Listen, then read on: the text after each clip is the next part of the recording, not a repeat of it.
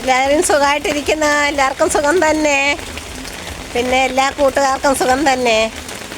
ഇന്നലെ ഇവിടെ 2-3 ദിവസം കൊണ്ട് ഭയങ്കര മഴയും കാറ്റുമൊക്കെ. ഇന്നലെ ഒരു 6 മണിയായപ്പോൾ ഭയങ്കര ഒരു കാറ്റ് വന്ന് പേടിച്ചു പോയി.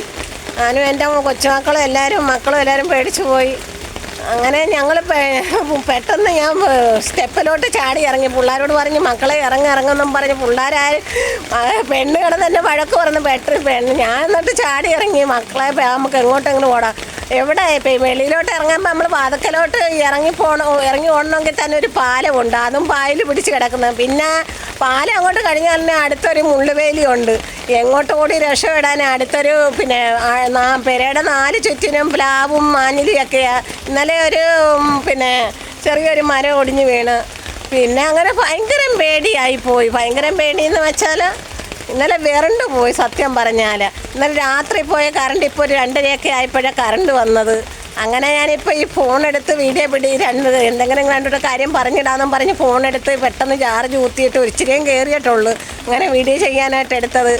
പിന്നെ എല്ലാവരും ആഹാരമൊക്കെ കഴിച്ചോ?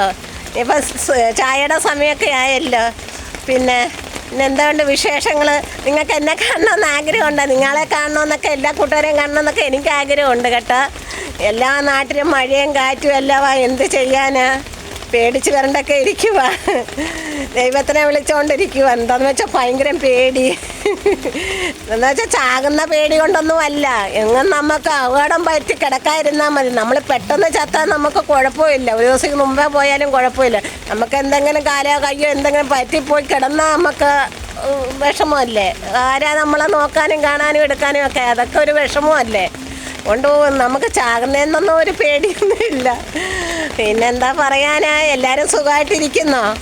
എനിക്കിവിടെ സുഖമായിട്ടിരിക്കുക. ഞാൻ കുഴപ്പമൊന്നുമില്ല. എൻ്റെ മക്കൾക്കും കൊച്ചുമക്കൾക്കും എല്ലാവരും സുഖമായിട്ടിരിക്കുന്നു. എൻ്റെ ചേട്ടനുമൊക്കെ സുഖമായിട്ടിരിക്കുന്നു.